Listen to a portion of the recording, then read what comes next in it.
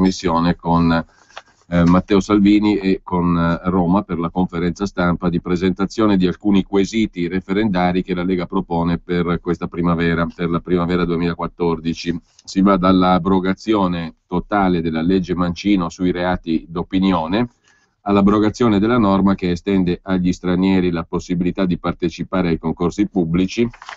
C'è poi un referendum per l'abolizione delle prefetture, per l'abrogazione della legge Merlin e per l'abrogazione della riforma Fornero sulle pensioni. Queste le 5 iniziative referendarie che verranno illustrate stamani in conferenza stampa dal segretario Salvini e che noi sentiremo in diretta naturalmente. Intanto però c'è da dare un'occhiata alle prime pagine dei quotidiani di oggi ancora e ai commenti visto il momento politico. E alla prima pagina dell'Ansa di questa mattina che si apre con la questione dell'incontro fra Letta e Renzi a Palazzo Chigi. La direzione del Partito Democratico è stata anticipata per la resa dei conti. Letta al Quirinale dice presto un patto di coalizione, come se niente fosse, verrebbe quasi da dire, sul governo e su chi dovrà guidarlo. La parola è al Partito Democratico, ha detto il Presidente della Repubblica, che in meno di 24 ore ha consultato sia Renzi che Letta, ma il problema della guida del governo lo pone principalmente il PD, ha detto Napolitano, e quindi sono loro, cioè il suo partito o ex partito, che devono chiarirsi. Il Quirinale guarda alla stabilità del paese, dice il Presidente della Repubblica, e ha ricevuto rassicurazioni dal segretario del PD che non si andrà a elezioni anticipate. Ore decisive per il governo, scrive l'agenzia ANSA nel primo dei suoi titoli. Il secondo invece ha a che fare con tutt'altra questione. Il pilota Schumacher contratta un'infezione polmonare, la portavoce del pilota dice non commentiamo le altre speculazioni, mentre per la cronaca frana la casa, estratto vivo dalle macerie in Toscana, investita una casa di 2 piani sul Monte Amiata. I vigili del fuoco hanno lavorato 2 ore per estrarre un 25enne rimasto sepolto in camera da letto. E poi il quarto titolo dell'Ansa in prima pagina di stamani ci riporta al Piemonte, bocciato il ricorso di Cota, il Piemonte torna al voto, sentenza definitiva del Consiglio di Stato, Cota parla di morte della democrazia. Questi i titoli di prima pagina dell'Ansa di stamani. E ancora per la cronaca c'è un'altra notizia luttuosa che viene da Milano. Una donna è stata uccisa a coltellate dal convivente nell'appartamento dove viveva. Secondo quel che si è appreso, l'aggressore sarebbe appunto il convivente, un egiziano di 44 anni, che sarebbe stato fermato dalla polizia. Sul posto è intervenuto anche il 118, ma la vittima, una donna di origine ecuadoriana, ma cittadina italiana di 48 anni, è deceduta per le gravi e numerose ferite da coltello. L'uomo, all'arrivo della polizia, si trovava ancora nell'appartamento. Il luogo dell'omicidio è una palazzina ubicata in piazzale Accursio 4 a Milano. Secondo una prima ricostruzione della polizia, l'aggressione si è consumata al culmine di una lite nell'appartamento al 3° piano dove l'uomo egiziano e la cittadina italiana di origine ecuadoriana convivevano, scrive l'agenzia ANSA. E venendo invece al primo piano relativo alla politica interna, naturalmente poi c'è anche qualcosa da dire su Alan Friedman, e lo dice sul Fatto Quotidiano, o cerca di raccontarlo Marco Lillo, come vedremo. Intanto Italia Oggi presenta un sondaggio, puntualmente Italia Oggi ogni settimana presenta un sondaggio curato dalla società Lorien, centrato questa volta su 2 questioni: l'addio al Senato, che è ben visto senza rimpianti da tutti gli italiani. Il Senato è da abolire per il 73% degli interpellati, mentre Renzi sarebbe al 37% di gradimento, Alfano al 34% e il Movimento 5 Stelle al 24,5%.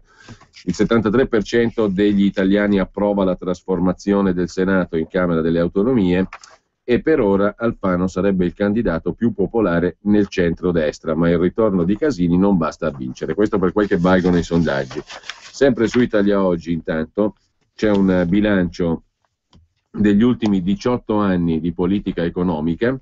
Il governo Monti è stato il peggior governo degli ultimi 18 anni. Quello di Letta è il secondo peggiore negli ultimi 18 anni. Lo dicono i dati di scenarieconomici.it. negli ultimi 18 anni il governo Monti è stato il peggiore, e non è un giudizio politico, scrive Italia Oggi. Il Tempo è galantuomo, più galantuomo dei galantuomini tra virgolette, dice oggi Giulio Tremonti, con una perfida allusione a Mario Monti. I due non si sono mai stimati, anzi, quando il primo era ministro dell'economia del governo Berlusconi, Monti non gli lesinava critiche feroci negli editoriali del Corriere della Sera, ma ora, dopo quanto Alan Friedman ha rivelato sulle trame del Quirinale che hanno agevolato la nascita del governo Monti e la caduta del governo Berlusconi, Tremonti si toglie qualche sassolino dalle scarpe. Vogliamo farlo? Un bilancio differenziale su com'era la situazione prima e su com'è adesso? Il debito pubblico doveva scendere, invece è salito. Il prodotto interno lordo doveva salire e invece è sceso, ha detto Tremonti. E Italia Oggi sembra riprendere, come dire, questa argomentazione, però basandosi su uno studio compiuto dal sito scenarieconomici.it e oggi anticipato appunto da Italia Oggi. Questo studio ha messo a confronto i governi degli ultimi 18 anni, dal 1996, governi Dini e Prodi, al 2013, governi Monti e Letta, valutandone l'operato rispetto alla media europea in base a 6 parametri dell'economia reale e della finanza pubblica. Il risultato è clamoroso. Il governo tecnico guidato da Mario Monti ne esce come il peggiore in assoluto degli ultimi 18 anni, seguito a ruota dal governo Letta.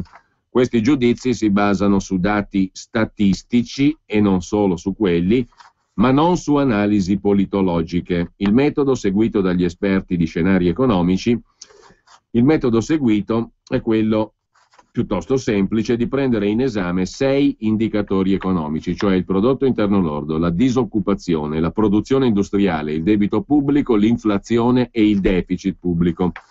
Gli esperti hanno poi confrontato l'andamento di queste 6 variabili sotto i governi italiani degli ultimi 18 anni, insieme paragonandoli all'andamento degli stessi indici negli altri paesi in Europa. A sorpresa, l'unico anno in cui il governo italiano ha fatto meglio della media europea è stato il 2010. A Palazzo Chigi c'era Berlusconi. Quel governo superò dello 0,7% la media europea, con punte superiori al 2% nei 2 indici relativi al debito pubblico e al deficit pubblico rispetto al prodotto interno lordo. Soltanto in altri 2 anni il governo italiano registra risultati in linea con la media europea. 2001, governi Amato e Berlusconi, e 2009, sempre governo Berlusconi. In tutti gli altri anni i governi hanno fatto sempre peggio della media europea. Ma quel che ha fatto peggio di tutti in assoluto è stato il governo guidato da Mario Monti, che nel 2012 ha portato a casa uno scarto negativo di 1,6 punti rispetto alla media dell'Unione Europea, ottenuta sommando i 6 parametri fondamentali di confronto. In particolare Monti ha fatto peggio di tutto il resto d'Europa su 4 indicatori: prodotto interno lordo, disoccupazione, produzione industriale e debito pubblico. Per quanto concerne il debito, addirittura lo scarto rispetto agli altri paesi dell'Unione Europea è del meno 3,5%. Nel complesso, sintetizza la ricerca di scenarieconomici.it, la manovra Monti, imperniata all'85% sulle tasse, ha letteralmente distrutto l'economia reale, cioè ricchezza, lavoro e produzione. Ha creato inflazione e ha ottenuto risultati fortemente negativi sul fronte della finanza pubblica rispetto al triennio precedente. Dunque, Monti peggio del governo Berlusconi, in carica dal 2008 al 2011. Ma il merito, dice la ricerca, non fu tanto del premier Berlusconi, quanto del ministro dell'economia. Tremonti, in quei periodi di crisi internazionale feroce, ebbe il merito di non sperperare denaro pubblico e di non fare niente. Era accusato proprio di non fare niente da tutti. Nel resto d'Europa quasi tutti i governi fecero politiche fortemente espansive della spesa pubblica e del deficit, che peggiorarono i conti pubblici e non migliorarono sostanzialmente l'economia reale.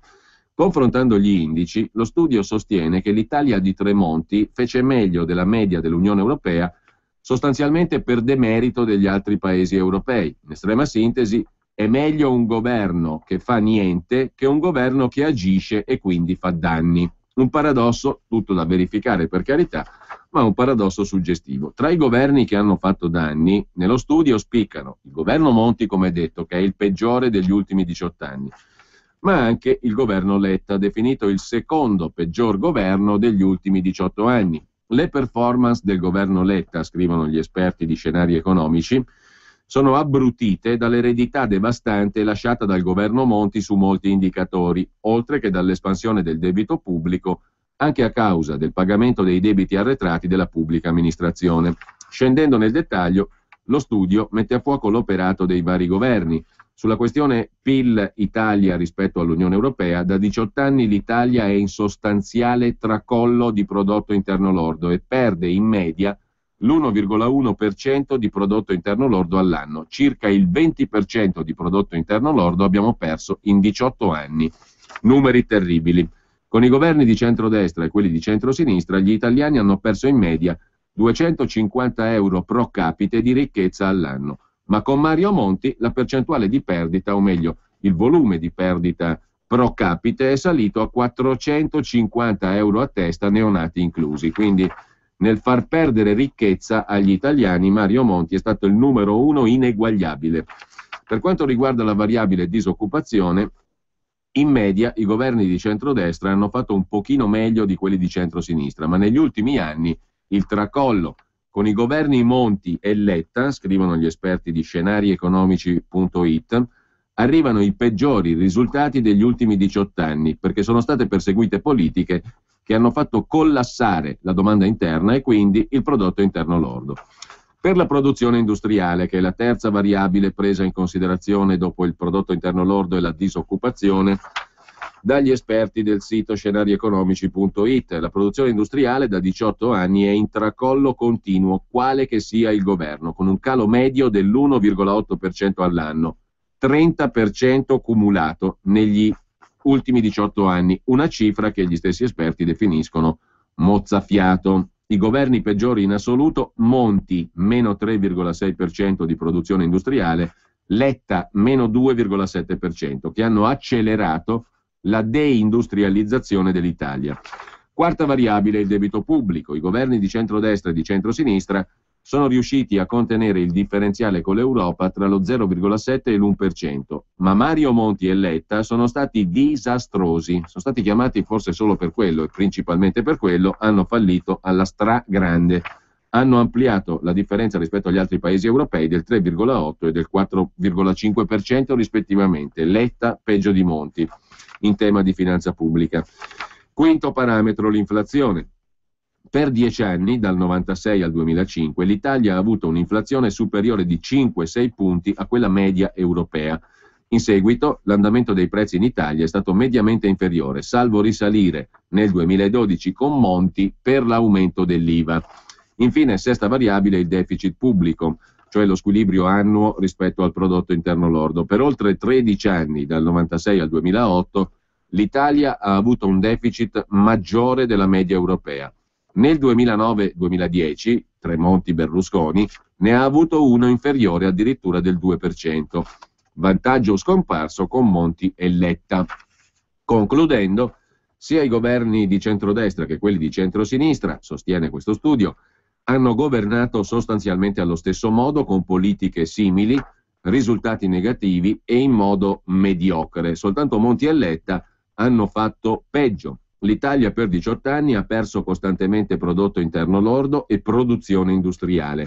I numeri sono terribili, si è perso il 20% del prodotto interno lordo negli ultimi 18 anni, e se con i governi di centrodestra e di centrosinistra gli italiani hanno perso in media 250 euro di ricchezza all'anno, con Mario Monti la cifra è salita a 450. Per quanto riguarda la produzione industriale, in 18 anni è scesa del 30% cumulato, e anche qui i governi peggiori sono quelli di Monti e di Letta.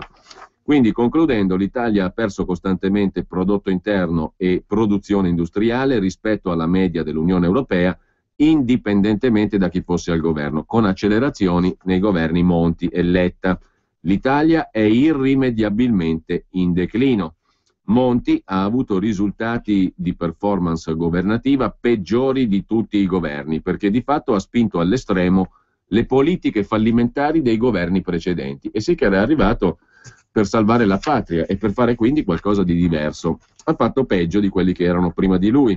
Quello che serve all'Italia è esattamente l'opposto di quello che ha fatto Mario Monti, conclude lo studio, che finisce qui, si ferma ai numeri e non dice nulla, ovviamente, su chi possa guidare un eventuale governo capace di fare l'opposto di Mario Monti. Quanto al prossimo governo, ormai ce l'abbiamo praticamente cucinato sotto gli occhi, è quello di Renzi. Arriva il governo Renzi, titola oggi il Fatto Quotidiano, ma Letta, chi lo caccia via? Il segretario del PD, Renzi, dopo l'incontro al Colle, sfiducia il rivale, ha detto che ha le pile scariche e si prepara a prendere il suo posto. Il capo del governo tenta di resistere a tutti i costi, mi affido alla provvidenza. Napolitano, sotto scacco, è costretto a far da spettatore. Così la vede il Fatto Quotidiano. E noi tra poco abbiamo la pubblicità adesso e poi dovremmo a minuti anche collegarci per la conferenza stampa alla quale accennavo prima, la presentazione da parte del segretario federale della Lega Salvini dei quesiti referendari per questa primavera 2014, che sono 5: abrogazione della legge Mancino, cioè dei reati di opinione, abrogazione della norma che estende agli stranieri la possibilità di partecipare ai concorsi pubblici, abolizione delle prefetture, abrogazione della legge Merlin e abrogazione della riforma Fornero sulle pensioni.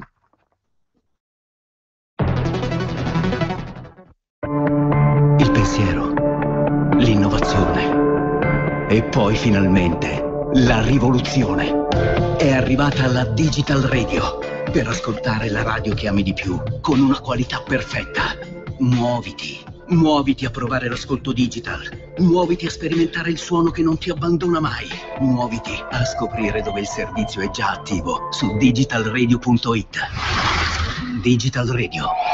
Il suono perfetto. Anche Radio Padania è in Digital Radio. Acquista la tua radio digitale DAB sul sito www.radiopadania.org oppure telefona allo 02 66 234 449. Quando vuoi regalarti un esclusivo momento di piacere, non c'è niente di meglio di un buon caffè. Un caffè preparato con l'inconfondibile Caffè Padano. Caffè Padano, l'espresso buono come quello del bar. Bevi un caffè Padano e sostieni Radio Padania. Chiama subito il numero verde 800 08 68 69 e acquista una fornitura di Caffè Padano. La macchina del caffè è in omaggio, grazie a Radio Padania, la tua radio. Chiama l'800 08 68 69 e prova direttamente a casa tua.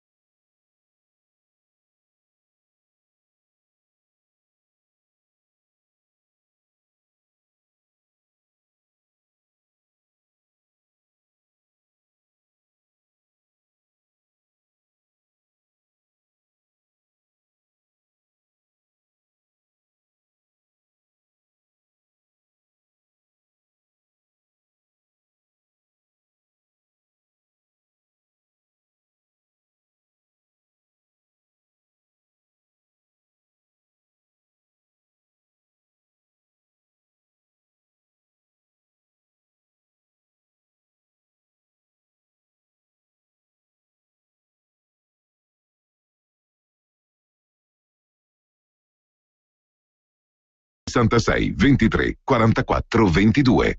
Allora, vediamo poi i commenti al quadro politico. Quello per esempio di Antonio Padellaro, direttore del Fatto Quotidiano. 2 premier, anzi nessuno.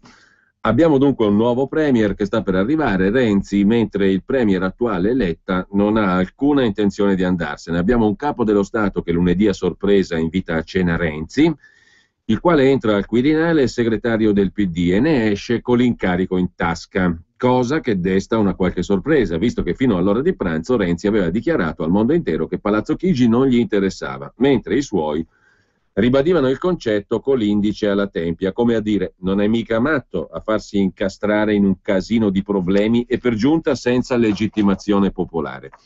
Appunto, sottolinea Padellaro, quanto a Napolitano, neppure lui deve avere le idee chiarissime, se appena qualche giorno fa aveva fatto scrivere ai cronisti di Palazzo di avere blindato Letta, mentre ieri lo ha ricevuto per un breve colloquio, che sa di congedo, tanto che il poverino, in mancanza d'altro, Letta, si è affidato alla provvidenza.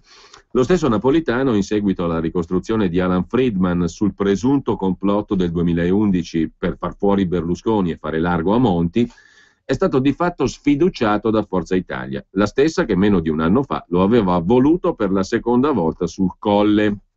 Poiché il Movimento 5 Stelle lo ha sempre osteggiato, conclude il direttore del Fatto Quotidiano, Antonio Padellaro, ci sarebbe da interrogarsi sul futuro di un presidente così indebolito, tenuto conto del fatto che il sostegno ricevuto dal PD deriva in gran parte da quel premio di maggioranza dichiarato incostituzionale dalla Consulta.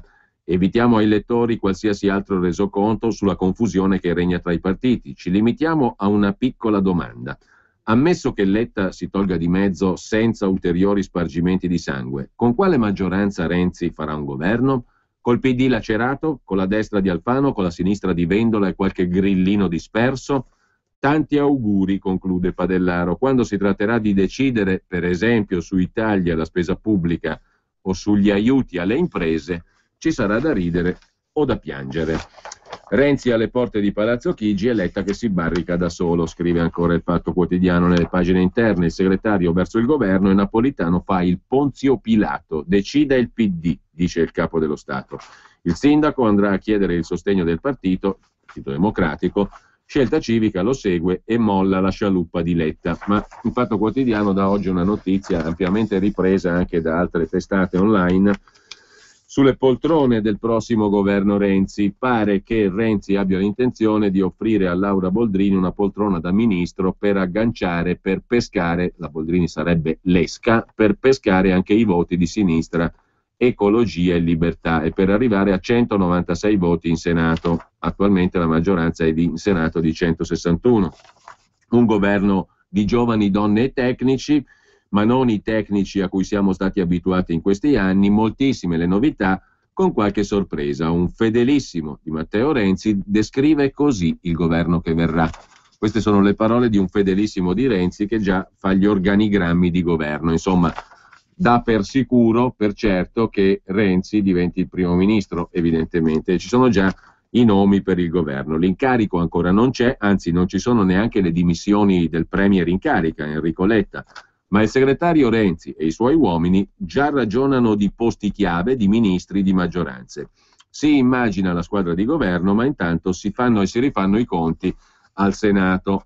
E a proposito di nomi, vediamo un po' il nome principale, è quello di Laura Boldrini, che verrebbe nominata ministro da Renzi per pescare i voti di sinistra, Ecologia e Libertà. Intanto chi sosterrà il governo di legislatura? Perché con Renzi si spera di arrivare fino alla fine della legislatura, cioè nel 2018. Chi sosterrà il governo Renzi? L'attuale maggioranza, possibilmente con sinistra, Ecologia e Libertà, insieme ad Alfano, e qualche grillino transfuga, mentre mi fanno cenno dalla regia che dovremmo essere pronti, credo, per il collegamento con la conferenza stampa e quindi con Matteo Salvini che illustra i 5 referendum. Parlamentare europeo. E Salvini ci teneva ad essere qui per fare la conferenza stampa. Vedo vari giornalisti stranieri qui dalla stampa estera anche, a parte colleghi italiani, perché Salvini vuole un'Europa diversa. Di questo dirà qualcosa? Sì, scusate.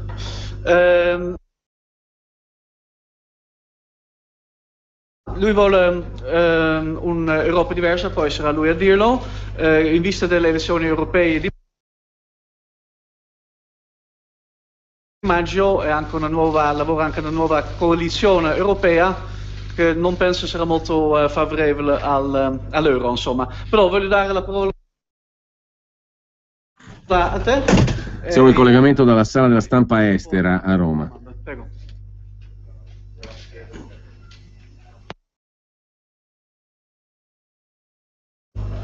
Grazie, ci sono anche i nostri presidenti di gruppo alla Camera, Giancarlo Giorgetti, e al Senato Massimo Guidoni. Tonci. Io parlo 2 minuti perché capisco che oggi il mondo graviti intorno all'incontro Letta-Renzi e quindi ci scusiamo se disturbiamo questo momento di alta politica, però era organizzato e quindi non ce la siamo sentita di annullare la nostra presenza nel nome della guerra interna al PD. Un'altra Europa sicuramente sì, per la prima volta la Lega fa e farà parte di un'alleanza europea non contro l'Europa, non euroscettica, ma ci riteniamo gli unici e gli ultimi europeisti sinceri rimasti per un'altra Europa. Noi cominciamo domenica da Firenze un Basta Euro Tour.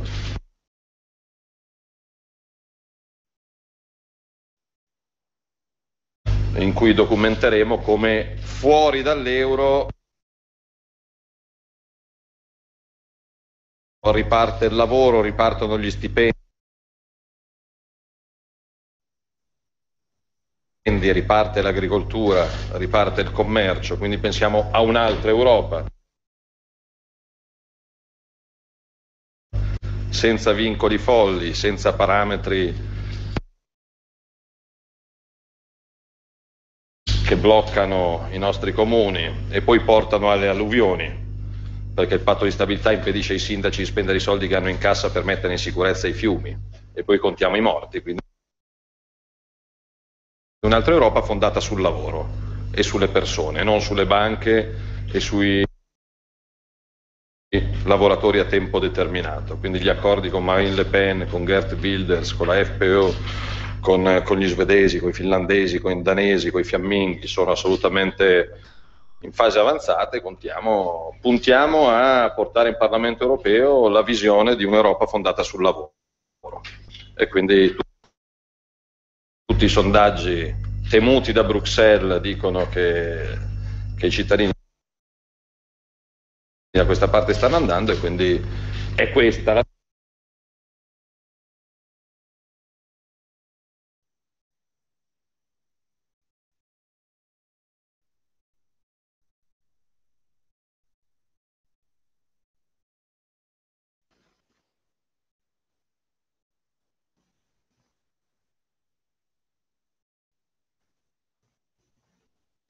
temuti da Bruxelles dicono che i cittadini da questa parte stanno andando e quindi è questa la sede dove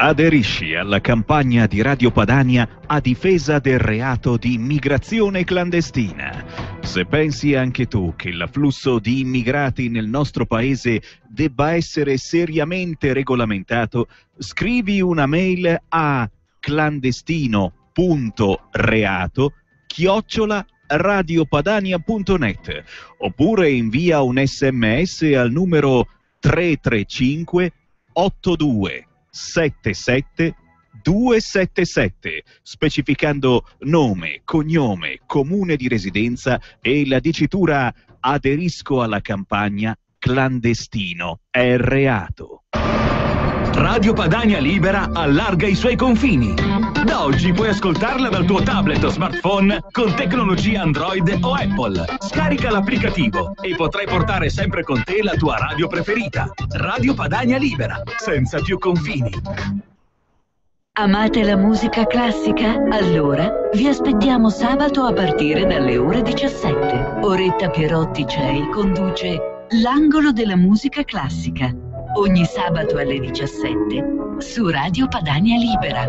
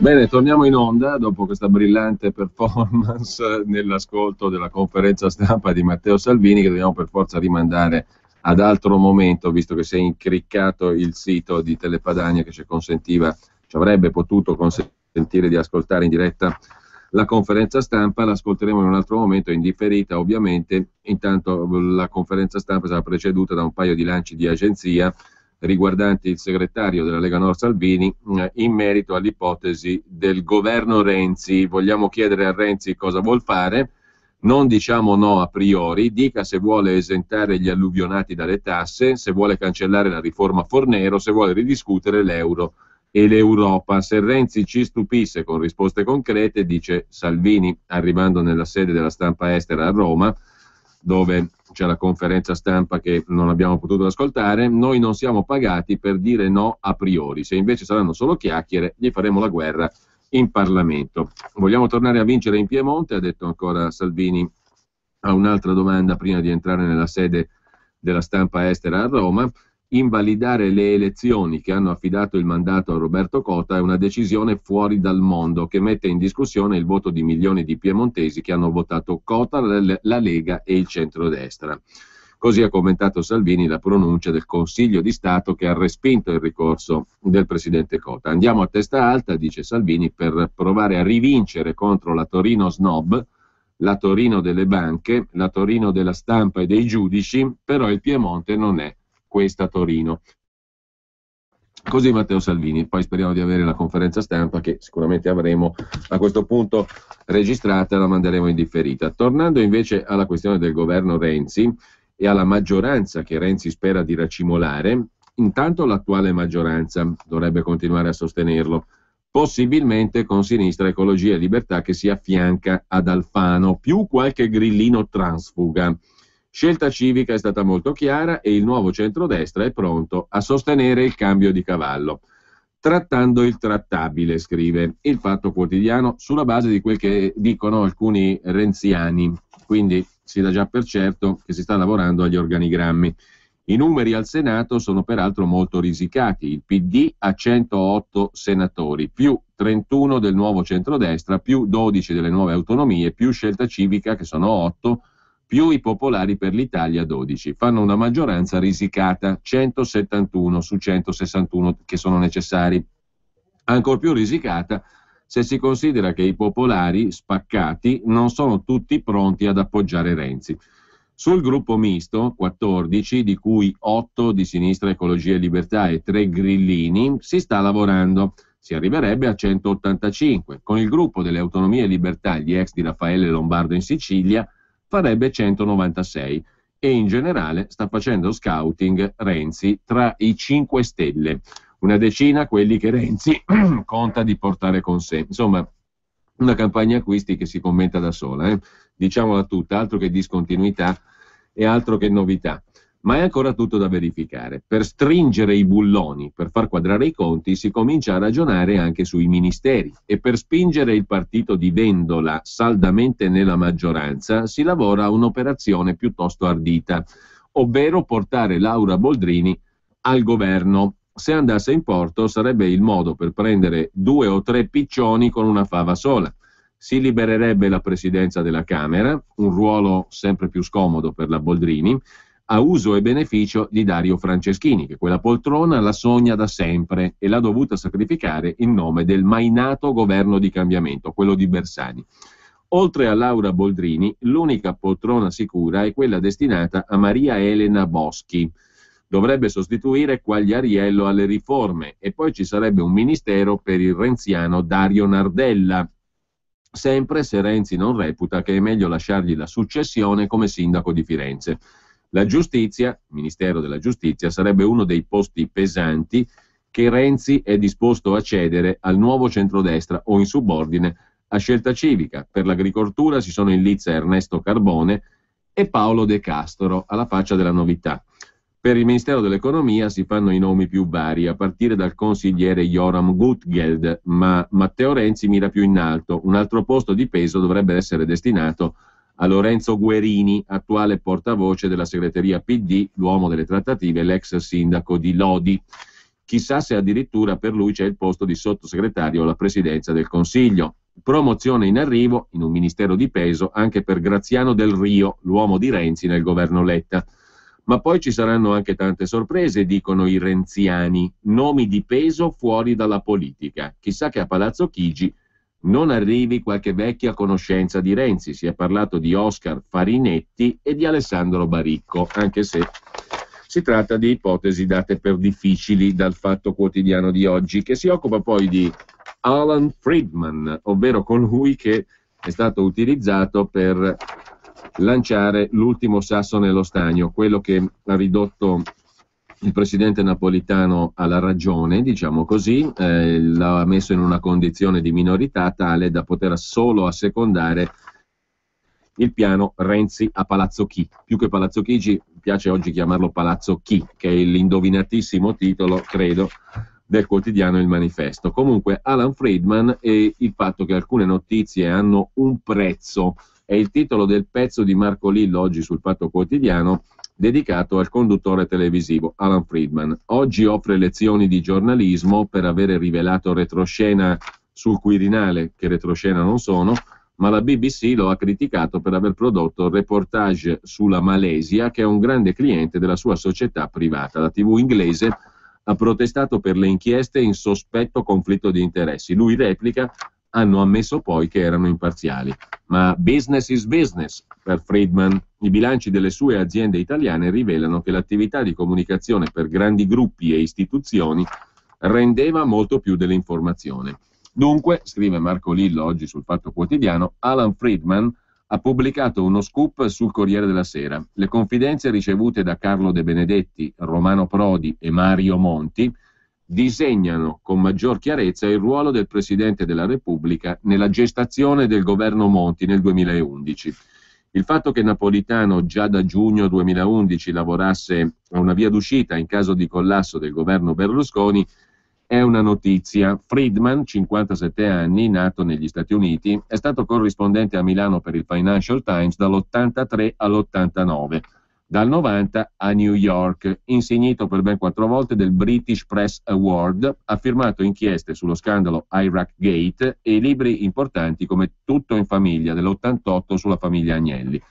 Dopo queste doverose premesse e 2 giorni di ospitate televisive con lezioni di giornalismo e diritto costituzionale, è il caso di raccontare meglio l'americano a Roma che ha firmato sul Financial Times il racconto dell'Italian Job. Italian Job si rifà al celebre film e allude quindi a un crimine, evidentemente. L'Italian Job, quello che ha combinato Napolitano con Monti. Questa era l'accusa fondamentalmente a Napolitano. Friedman era il direttore e il dominus di una società che produceva servizi televisivi che violavano le regole editoriali della BBC, la TV pubblica britannica, sul conflitto di interessi.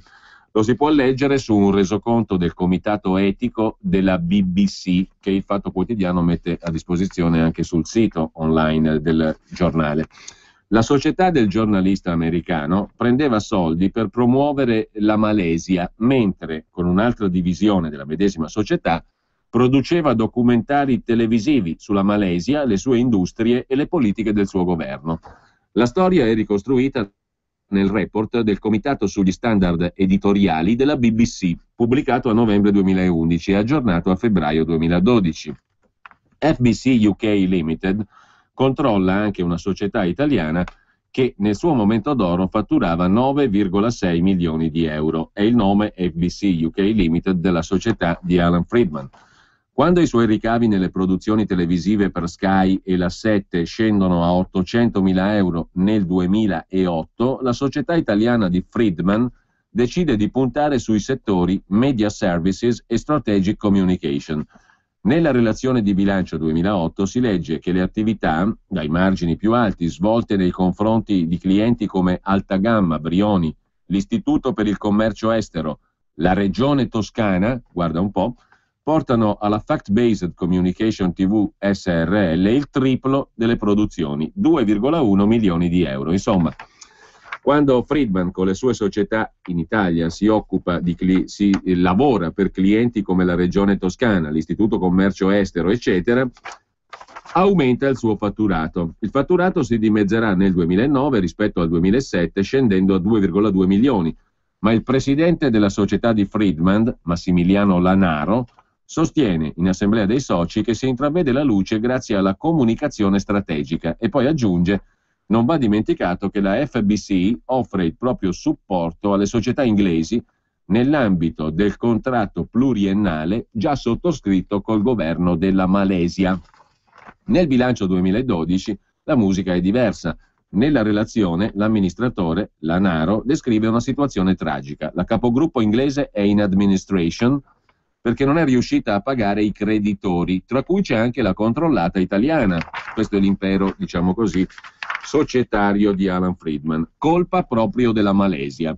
Come sappiamo, nel mese di agosto 2011 il nostro socio unico FBC Group, a causa della perdita di importanti clienti nel mercato asiatico, che ha condotto al crollo del fatturato, ha riportato problemi severi di liquidità e si è trovato nell'impossibilità di adempiere alle obbligazioni nei confronti di fornitori e clienti, dice l'amministratore nella relazione.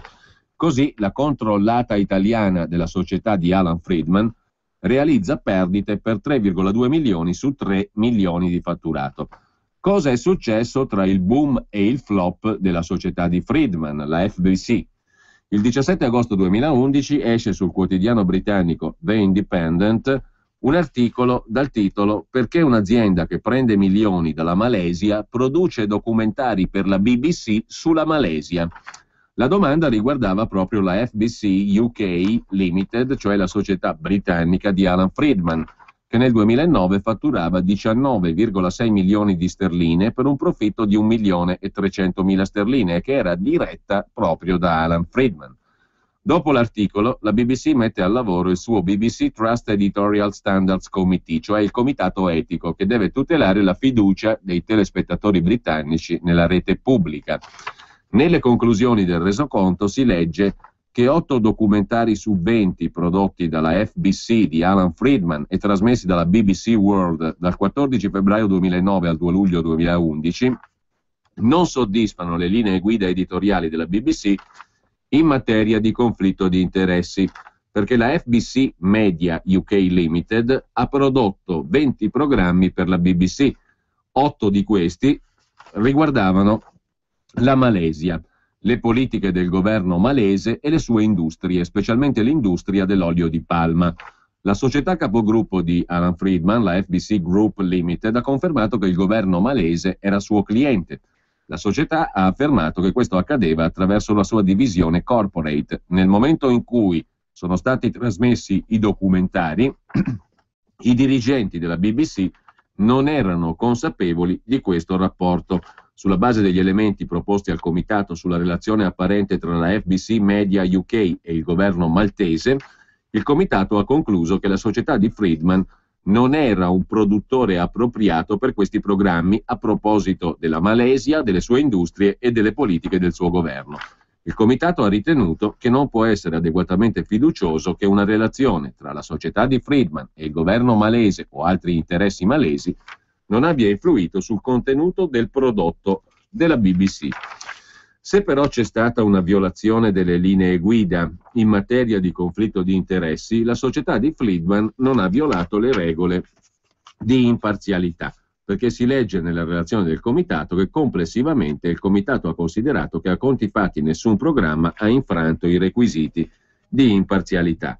Friedman spiega al Fatto Quotidiano che quella vicenda si è conclusa con un nulla di fatto e l'avvocato della sua società nella risposta alla BBC scrive: notiamo che siamo stati giudicati nel senso che non abbiamo violato alcuna regola in materia di sponsorizzazioni o pubblicità e si felicita perché tutti i 20 documentari sono stati riconosciuti in linea con le regole della BBC, nessun riferimento alle preoccupazioni sulla focalizzazione sulla Malesia e sui temi malesi espressa dal comitato. In fondo un giornalista è libero di occuparsi dei paesi che vuole, anche se poi quei paesi pagano la sua società. Insomma, alcune notizie hanno un prezzo, scrive il Fatto Quotidiano. Il vero scoop però è la guerra fra Corriere e Repubblica, secondo il Fatto Quotidiano. L'editore del gruppo Espresso, Repubblica, De Benedetti, fornisce uno scoop alla concorrenza, al Corriere della Sera, e scrive dappertutto tranne che sul suo giornale. Il commento, un altro commento sul quadro politico, stiamo cercando di girovagare un po' tra i vari commentatori e giornali per cercare di avere le notizie a nostra volta e comunque le idee magari un pochino più chiare. Un altro commento sul quadro politico attuale ce lo offre stamani Gaetano Pedullà, direttore del quotidiano La Notizia, disponibile anche su internet, lanotiziagiornale.it. Palazzo Chigi e il trappolone dei poteri forti è il titolo dell'editoriale del direttore della Notizia. Questa volta non gli basterà tutta la sua eloquenza per spiegare al paese com'è finito a Palazzo Chigi senza passare dalle urne, scrive Pedullà. E il continuo incalzare il governo Letta apparirà chiaramente come una misera guerra di poltrone. Matteo Renzi in queste ore deve decidere: fare il terzo presidente del Consiglio nominato consecutivamente senza legittimazione popolare dopo Monti e Letta, diventare premier e un minuto dopo fare il cameriere dei poteri forti che gli hanno servito la guida del paese su un piatto d'argento. Ovviamente addio a concetti come riforme, cambiamento, rottamazione, con una maggioranza parlamentare che replicherebbe, tassello più, tassello meno, le povere intese di Letta. Segretario del PD, se va bene, potrà fare delle riformicchie, scrive Gaetano Pedullà sul quotidiano La Notizia. È questo quello che serve al Paese? È questo che ha spinto 2 milioni di italiani a votarlo alle primarie? Evidentemente no. E se il sindaco accetterà di fare la staffetta con Letta, assumerà su di sé la responsabilità dell'ennesima occasione sprecata. Ora è chiaro che se ti offrono Palazzo Chigi, a meno di essere folli, ci si pensa su, ma le modalità con cui arriva questa offerta sono la spia di un trappolone. L'Italia è una terra dove i poteri forti da sempre fanno il giochino di cambiare tutto per cambiare niente. Mandare al governo Renzi, emblema del nuovo in politica, senza i pieni poteri che possono venire soltanto da una vittoria elettorale, significa trasformarlo in uno specchietto per le allodole, buono giusto per andare in TV, mentre i pupari potranno continuare a fare i loro affari indisturbati. In questo senso gli ultimi retroscena sulla regia di Napolitano nella creazione del governo Monti sono inequivocabili. La debole politica italiana è totalmente ostaggio degli interessi finanziari e internazionali, poteri che non si fanno scrupolo di calpestare la Costituzione e la sovranità popolare. Ci pensi bene Renzi, conclude Gaetano Pedullà, direttore della Notizia, a proseguire questa stagione così cupa per la nostra democrazia. Un altro commento, un'altra testata. Siamo alla prima pagina del Foglio e vediamo come la vede Giuliano Ferrara in un articolo peraltro un po' troppo lungo intitolato Italia mia grottesca. Soltanto in Italia Napolitano può essere golpista per anti-berlusconismo, come scrive il giornale, e golpista per berlusconismo, come scrive il Fatto. L'Italia è il paese che amiamo, d'accordo, scrive Ferrara, ma è un paese grottesco. Soltanto qui può succedere che il mio amico Alessandro Sallusti dichiari Giorgio Napolitano golpista per anti-berlusconismo e Marco Travaglio lo segua o lo preceda in tutto e per tutto con segno inverso, cioè golpista per berlusconismo. Soltanto qui è possibile considerare una notizia da processo per alto tradimento della Costituzione la vociferazione vecchia e bacucca raccolta dal furbo Alan Friedman con tecniche da giornalismo coloniale. Napolitano ha visto Monti e si è consultato con lui. Fuck! Magari sul fatto che stava cadendo giù il tetto del teatro 3 mesi prima della soluzione Monti, cazzo, concordata con Berlusconi e Bersani contro la mia augusta opinione di berlusconiano, militante da sempre e per sempre, ma non completamente scemo, e ora va processato Napolitano per attentato alla Costituzione più bella del mondo. Notizia farlocca, appena ridicola, interpretata dal mondo della destra ringhiante come la prova del tradimento, del ribaltone del novembre 2011, e interpretata dalla sinistra manettara e ringhiante come l'annuncio di tempesta per un presidente che ha osato sfidare quel bravo magistrato di Ingroia e che ha salvato 1000 volte Berlusconi promulgando quelle che Travaglio chiama leggi vergogna, una dopo l'altra per anni. Il principio di non contraddizione non è mai stato il forte della politica arabescata a cui lo scenario nazionale ci ha abituati. Ma qui si sta pazziando, scrive Giuliano Ferrara. La fessa è in mano ai guaglioni e ora con questi argomenti da trivio e di menzogna sarebbe sotto accusa politicante, da destra e da sinistra estrema per motivi tra loro simmetricamente opposti, quel bravo vecchio comunista che ce l'ha messa tutta per mantenere un qualche equilibrio in un paese squilibrato, salvo l'anticchia di coraggio in più che avrebbe potuto avere nel dare a Berlusconi il colpo di grazia, nel senso della grazia tombale per una condanna oscena. E il dottor Gribbels, scrive Ferrara, così chiama Beppe Grillo, ci mette il timbro dei vaffanculo suoi e del signor Casaleggio per sovrammercato.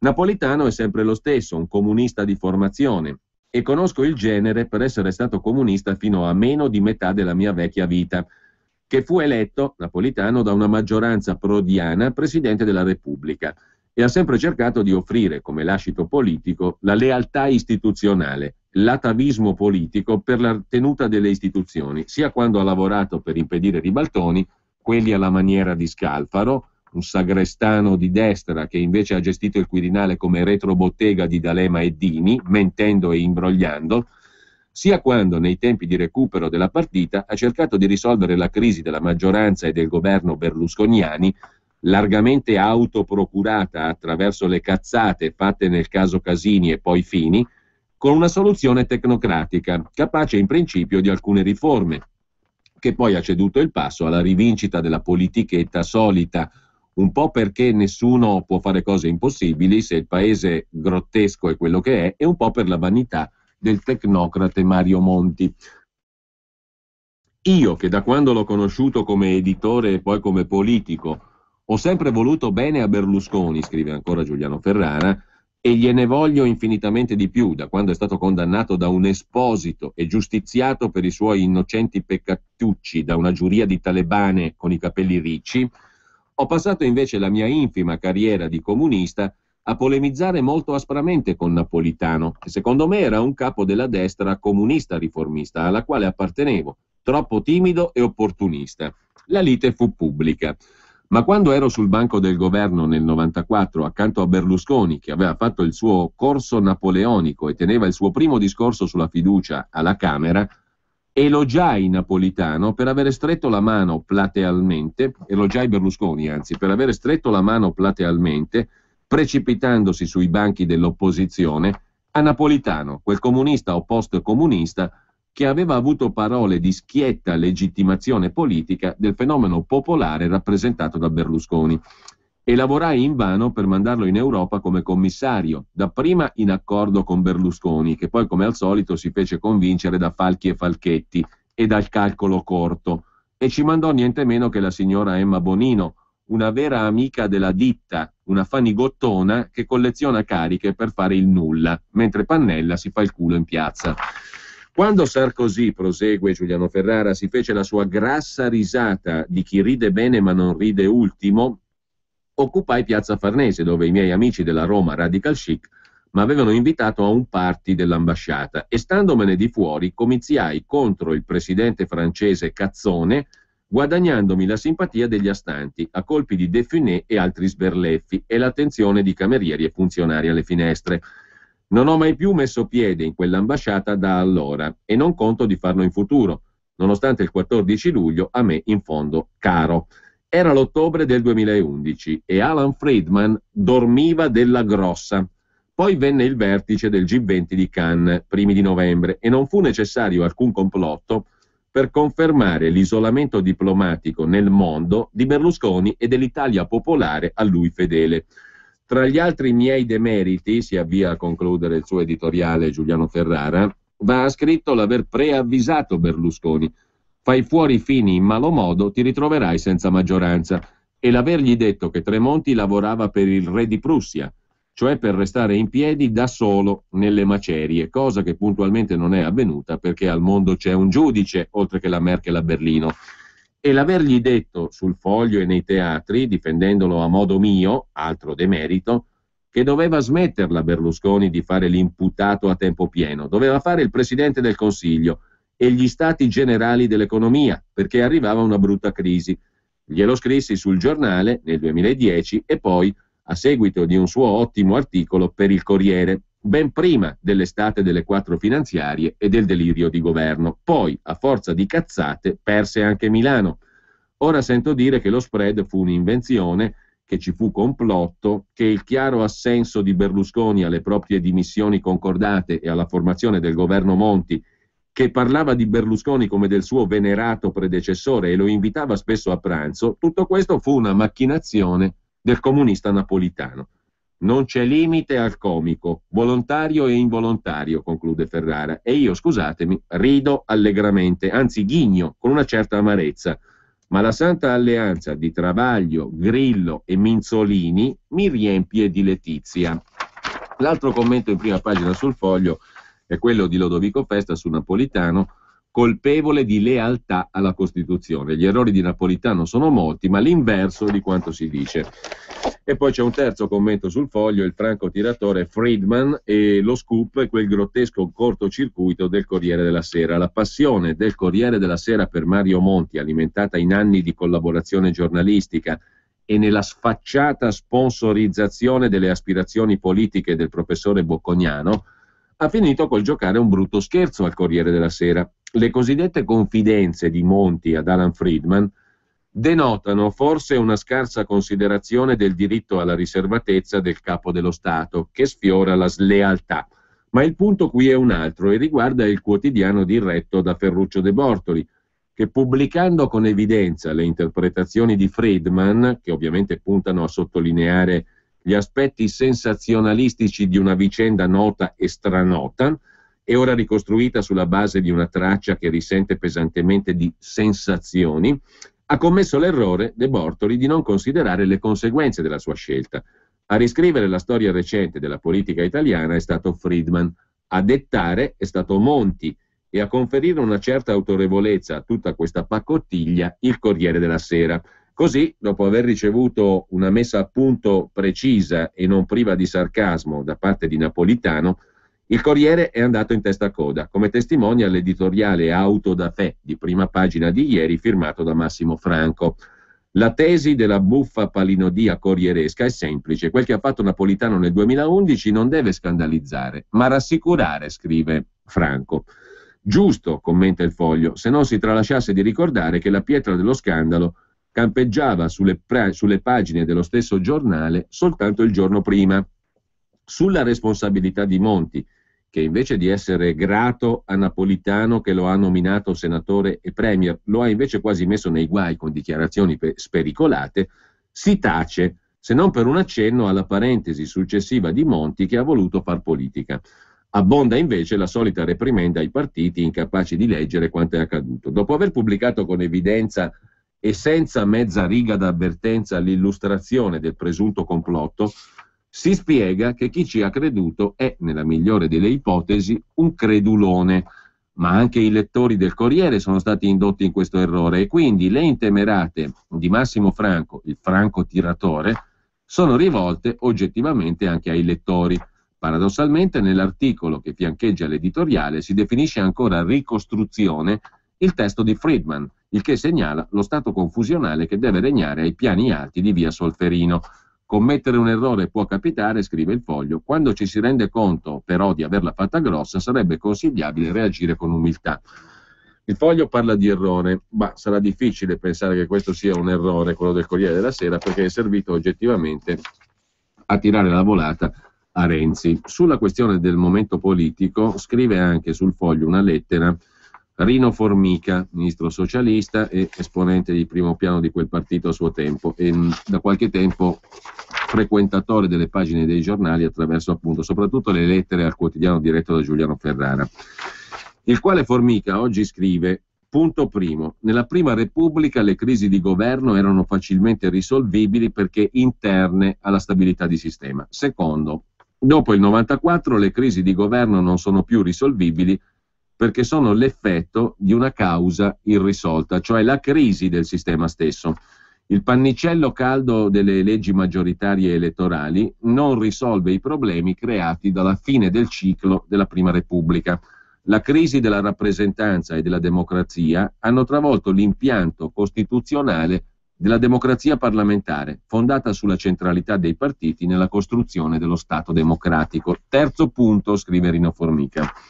L'incapacità delle forze politiche ad affrontare la crisi politica come crisi di sistema realizzato si esprime col rifiuto a operare il passaggio dalla Prima alla Seconda Repubblica nell'unica forma democratica possibile, chiamare cioè il popolo a eleggere un'assemblea costituente per una nuova Costituzione. Quarto, la crisi di sistema non ha trovato sbocco in Parlamento, luogo centrale per la ricomposizione dei conflitti.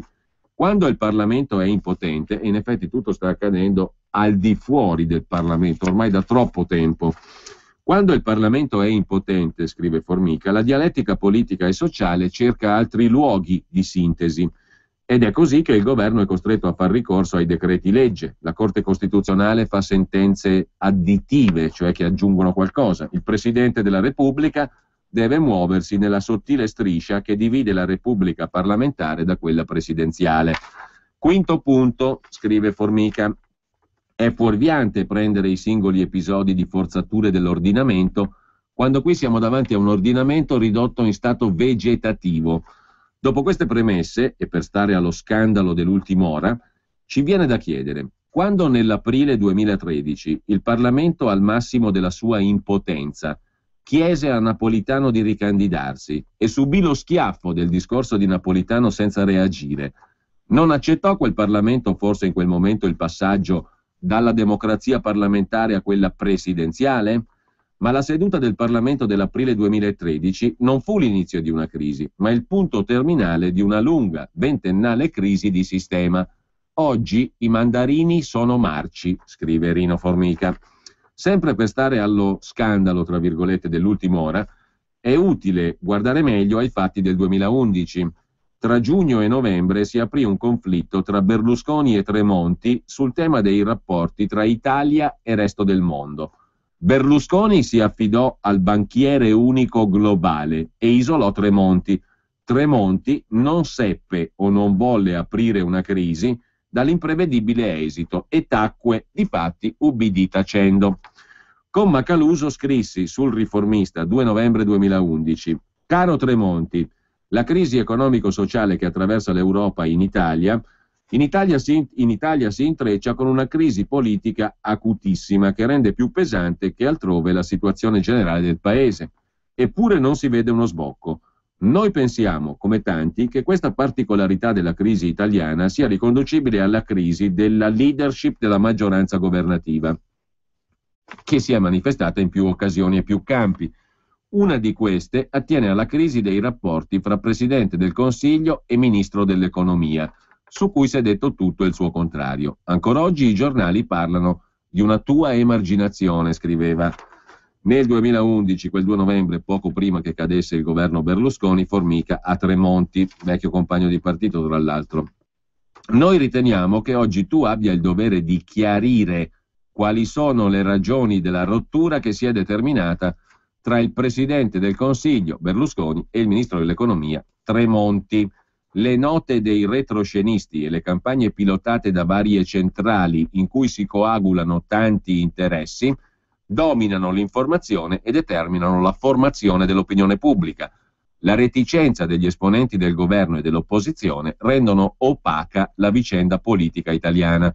Occorre rompere questo clima e far emergere la verità sui temi cruciali che sono al centro della rottura determinatasi nel governo e al centro della vita politica. Questa è la ragione per cui ti scriviamo questa lettera, cioè in sostanza Formica ricorda che nel 2011 chiedeva a Tremonti di parlare, di la tua, cioè facci capire perché il governo sta cadendo, e di lì a pochi giorni sarebbe caduto. E quali sono le ragioni del dissidio fra Berlusconi e Tremonti? Tremonti se ne stette zitto, salvo uscire adesso con l'ennesimo libro dove a distanza di tempo dice in parte quello che in realtà non fa alcuna rivelazione, però dice in parte, ce n'era un'anticipazione ieri sul Foglio, quello che avrebbe dovuto dire allora in dettaglio. Qui Formica secondo me ha molte ragioni, diceva ma perché quelli non parlarono? Del resto lo stesso Berlusconi disse io ho molte cose da dire che non posso dire quando cadde nel novembre 2011, perché non le puoi dire? Sei stato eletto dal popolo, continui a menarla col fatto che ti hanno eletto milioni di voti, ed è giusto, per carità, il popolo aveva votato così, nel 2008 era uscita quella maggioranza lì, cade, tu dici che hai un sacco di cose da dire, retroscena veri, però non le posso dire e le dirò, non le hai mai dette, e perché non le hai dette subito allora? Perché così si continuano a prendere in giro, diciamo, i cittadini elettori da tutte le parti, e credo che Formica dica una cosa giusta facendo lo stesso rimprovero a Tremonti. Perché non avete parlato all'epoca? Vanno buttato giù, avete fatto parlare qualcuno dei giornalisti al vostro servizio di golpe, di colpo di Stato e via dicendo, ma voi stessi, addirittura Berlusconi va in pubblico a dire io ho delle cose da dire ma non posso dirle, insomma perché non le dici? E lo stesso vale per Tremonti. All'epoca però, no adesso dir qualcosa in parte, i poteri forti, la finanza internazionale, il banchiere unico globale, eccetera, eccetera. Perché queste robe qua vanno benissimo per farci i convegni e per fare il bla bla bla, sebbene a livello più o meno alto. Ma in concreto? In concreto, perché non raccontate le cose come stanno? Allora le dovevate raccontare, visto che vi magnificavate dei consensi popolari, giusti peraltro, che c'erano, perché vi hanno votato alla stragrande. Però a quel punto avete un dovere in più di onestà verso i cittadini. Parlate, dovevate parlare all'epoca, adesso stiamo facendo chiacchiere e per 2 o 3 anni abbiamo vissuto comunque di legnate fiscali, botte della Madonna e chiarezza nessuna. Tant'è vero che adesso siamo in un pantano peggio di prima, con l'arrivo di Renzi al governo in questa modalità oscena, ridicola, contraddittoria, perché uno che rappresenta il nuovo dice sono giovane, ho da portare una ventata di novità e di rinnovamento, riforme di qui, riforme di là, eletto dal popolo, via le primarie, bla bla bla, e poi arriva con manovre di palazzo, se dovesse arrivare, al governo. Napolitano è stato il medico, o meglio, scrive ancora Formica, chiudiamo con la sua lettera. Oggi ha parlato Friedman, ma Tremonti qualcosa in più la potrebbe dire. Napolitano ha dovuto muoversi tra silenzi, reticenze, malesseri. Ha dovuto risolvere una crisi politica nazionale in un quadro internazionale ostile, nel pieno di una crisi di sistema che le forze politiche non sanno risolvere. Napolitano è stato il medico, Forza Italia, Berlusconi e PD Renzi sono la malattia. Se Berlusconi e Renzi pensano di uscire dalla malattia allo stato terminale, eliminando il dottore e sostituendolo col banchiere unico e globale, scrive Formica, vuol dire che il patto recentemente stipulato è scritto non sulla sabbia ma sull'acqua e siamo già oltre il bagnasciuga. Così Rino Formica in un'analisi comunque stimolante. Il Foglio conclude la sua esplorazione dell'attuale momento politico con un pezzo di Claudio Cerasa a colloquio con Alfio Marchini, nato a Roma nel 65, imprenditore, costruttore, nel 2013 candidatosi a sindaco di Roma, ha ottenuto il 9,48%. Pare che piaccia a Berlusconi, pare che piaccia a Renzi. Il grande bellezza. Questo è il titolo che il Foglio dà alla chiacchierata con il signor Marchini. Il governo Renzi, se non ora quando, i consensi di Berlusconi, questione di chimica, la candidatura dello stesso Marchini smentita con sorrisi e cuoricini, insomma una chiacchierata con Marchini. Renzi deve rompere gli indugi, deve andare al governo, lui sa correre, il paese deve correre, dice l'imprenditore romano. C'è una lezione per i politici, in Italia in pochi sanno disegnare un Picasso, ma tutti sanno riconoscere quando un Picasso è falso. Cazzarola vorradista metafora, lo sa forse solo l'intervistatore Cerasa. Si può essere popolari anche passando al governo e non solo facendo opposizione, tipo la Merkel. L'ultima volta che ho sentito Berlusconi, fai così, di pure che ho improvvisamente un vuoto di memoria, non ricordo, dice il signor Marchini, anche lui renziano. Subito il governo Renzi e bla bla bla. A proposito di riforma elettorale, abbiamo giusto il tempo di dare questa notizia oggi messa in pagina dall'Unità. La bomba del ricorso contro la nuova legge elettorale Italicum è già innescata, perché molte delle obiezioni presentate contro la legge elettorale lombarda, già rimesse alla Corte Costituzionale dal TAR di Milano, potrebbero valere anche per l'Italicum. Il perché lo spiega Francesco Cundari oggi sull'Unità. Abbiamo tempo per altro? No, non abbiamo tempo per altro, ma sì, dai, chiudiamo con una risata, una vecchia imitazione, quella di Alan Friedman, fatta da Crozza tanti anni fa. Buon ascolto, buon pomeriggio a tutti da Giulio Cainarca.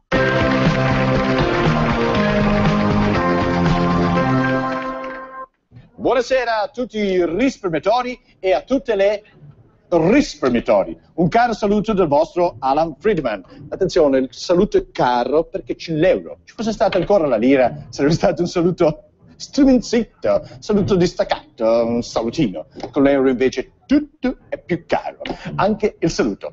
Impanata dell'euro sul dollaro. Molto bello, vedete qui, strapotere dell'euro sul dollaro. Quindi il mio consiglio è: comprate dollari, cari risparmiatori. Comprate dollari, care risparmiatori. C'è 3x2. Visto che grafica moderna? Che bei caratteri, tutti colorati. E poi scrivono tutto quello che dico io. State a vedere. Indebitamento finanziario netto. Visto? Brava grafica. Patrimonio di base. Visto? Che brava la grafica. Pesca al tritone. Ha scritto anche pesca al tritone. D'accordo, la grafica è così, piccolo scherzo della grafica. Molto bene. Terrorismo economico? Sì. Tutti dicono che con l'euro è aumentato, tutti con l'euro. È aumentato il riso, la pasta, il formaggio, questo è terrorismo economico. Perché non è vero che con l'euro tutto è aumentato. Non è vero che con l'euro è un calambro. Ci sono dei generi di consumo che non sono aumentati di una virgola. Come per esempio il godronatore. Voi dovete... Cos'è il godronatore? Il godronatore è un accessorio per la fornitura del ferro per incisione dei profilati metallici. Non è aumentato di una virgola. Dire che il godronatore non è aumentato è fare informazione. Dire che pasta è aumentata è terrorismo. È vero, zucchero è aumentato un pochino, ma non è aumentato di una virgola, per esempio, l'aspiragrandine. Un prodotto, come sappiamo, che incide enormemente sull'economia quotidiana, la vita familiare italiana. Per esempio, perché nessuno dice che lo champagne per gatti non è aumentato di una virgola? Sì, c'è una minuscola variazione dell'1% sul prezzo dell'ascia del sushi. Si sa che però l'ascia del sushi è veramente un aumento impercettibile per un prodotto così centrale nella vita del risparmiatore giapponese. Buone notizie, amici, per gli amanti del barbecue. Per esempio, per il zoma da grigliata non è aumentato di una virgola. Questo è veramente un ottimo segnale, cari risparmiatori. Non credete i facili allarmismi. Ci sono generi di consumo che vedete. Il devaricatore di olive non è aumentato di una virgola. L'asciugapinne non è aumentato di una virgola. Il cioccolato subacqueo, di cui sono molto ghiotto, anche lui non è aumentato di una virgola. State allegri, quindi risparmiatori. E ricordatevi, come diceva Frank George Telepass, le autostrade non sono un buon posto per fare un buon investimento. Vabbè. Arrivederci dal vostro Alan Friedman e dalla nostra grafica. Saluti. Ahimè,